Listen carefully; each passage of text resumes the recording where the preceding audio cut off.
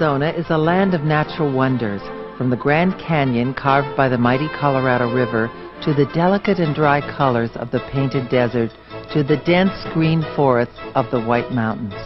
But we tend to forget that much of Arizona we know today, with its growing cities and productive farms, is a dry land, which we call a desert. What changed the landscape? The availability of water. Water has shaped Arizona's history as well as its landscape.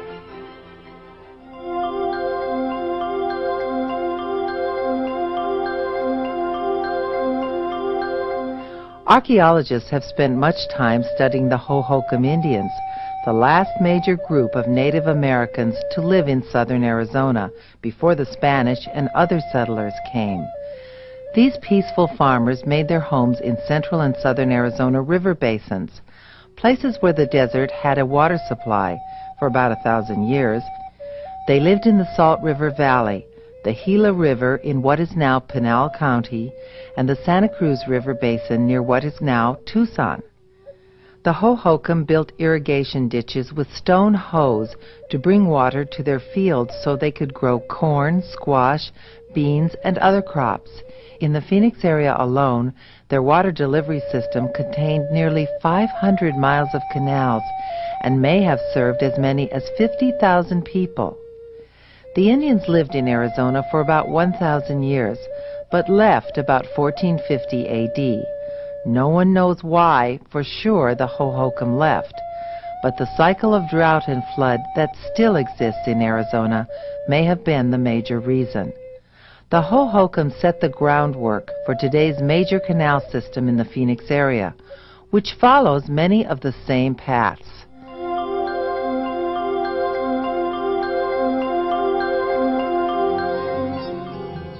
The Santa Cruz Valley, where modern Tucson is now located, was the first place in Arizona settled by Spanish missionaries and soldiers.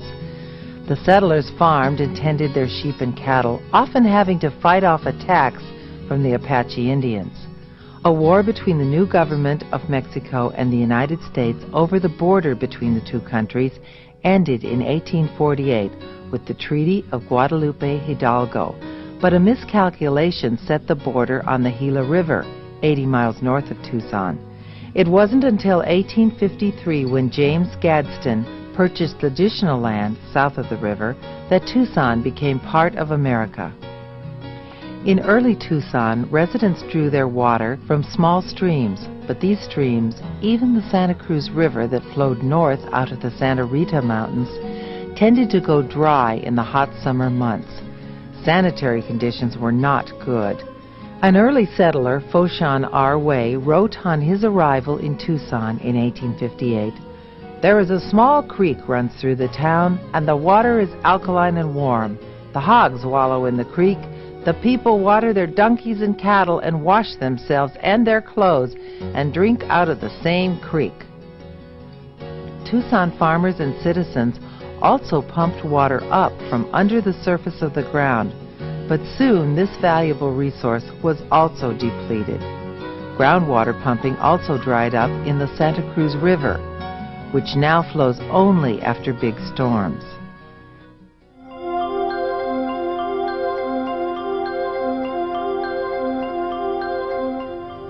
The adobe ruins of the Hohokam baked in the Arizona sun for 400 years. Then, in the 1860s, a central Arizona gold rush brought an influx of non-Indians, including an ex-Confederate cavalryman named Jack Swilling. Swilling noticed the ruined Hohokam canals and thought they could work again. In 1867, he formed the Swilling Irrigation and Canal Company at the gold camp at Wickenburg. He and his partners planned to take water from the Salt River via a canal so he could grow crops and sell to miners at Wickenburg and the U.S. Cavalry stationed at Fort McDowell. The waterway became known as the Swilling Ditch, later the Town Ditch, or the Salt River Valley Canal. By 1868, Swilling and his partners had harvested their first crops on land near the present-day Arizona State Hospital. During the same month, a government survey party came to the valley and noted that a small community calling itself Phoenix had appeared on the scene. Soon, groups of farmers up and down the river were digging canals and building crude rock and brush diversion dams, or headings, to force a flow of water into the canals. These little dams required constant maintenance, and the most successful projects were those of the private canal companies and associations, which charged members a fee for construction and maintenance. The farmers even reused some of the ancient Indian canals, cleaning them out and deepening them.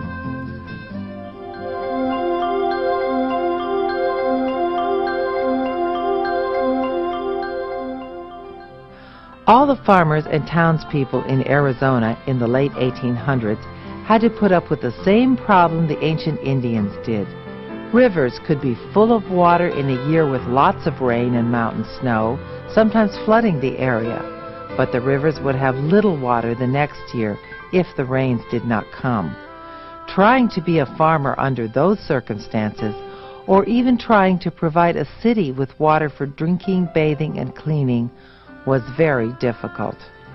Many people moved away, but for those who remained, the obvious solution was to build a water storage dam to capture spring runoff. But how would such a large project be paid for? In the 1880s, a private water company built a small dam to divert water into a canal to bring water from the Salt River down to the homes and farms near Phoenix. The dam was destroyed by floods and rebuilt several times. The canal and dam were too expensive for one company and its customers to maintain.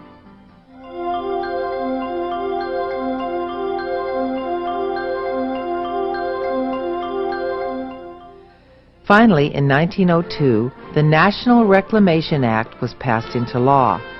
The act provided for government loans to reclaim the West with irrigation projects, and the U.S. Bureau of Reclamation was organized to tackle the task.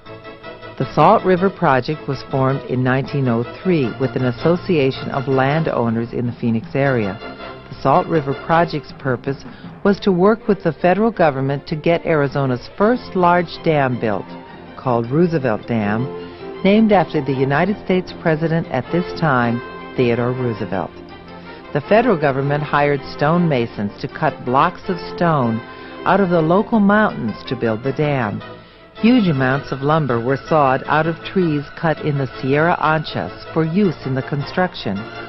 The equipment and supplies were hauled by mule-drawn wagons on the Apache Trail, built by teams of Apache Indian workers from the end of the railroad in Mesa to the Roosevelt Dam site.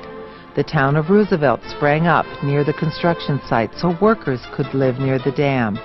The workers faced many obstacles, from cold winter nights and hot summer days to a large flood in 1905, which seriously damaged the dam, undoing much of their hard work.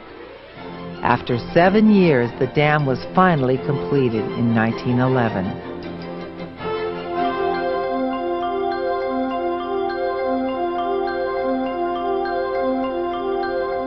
While Roosevelt Dam was being built, the federal government and the Salt River Valley Water Users Association were also busy widening the old canals and building new ones.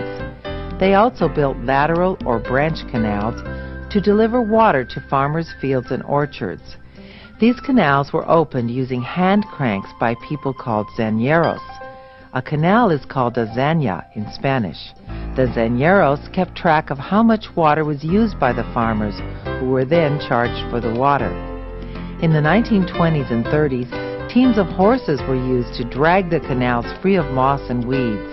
The banks of the canals, shady and cool thanks to the trees lining them, were also the place people came for relaxing strolls and exciting horse races. Water shaped Arizona's past. It is also a controlling factor in where and how we live in our desert state.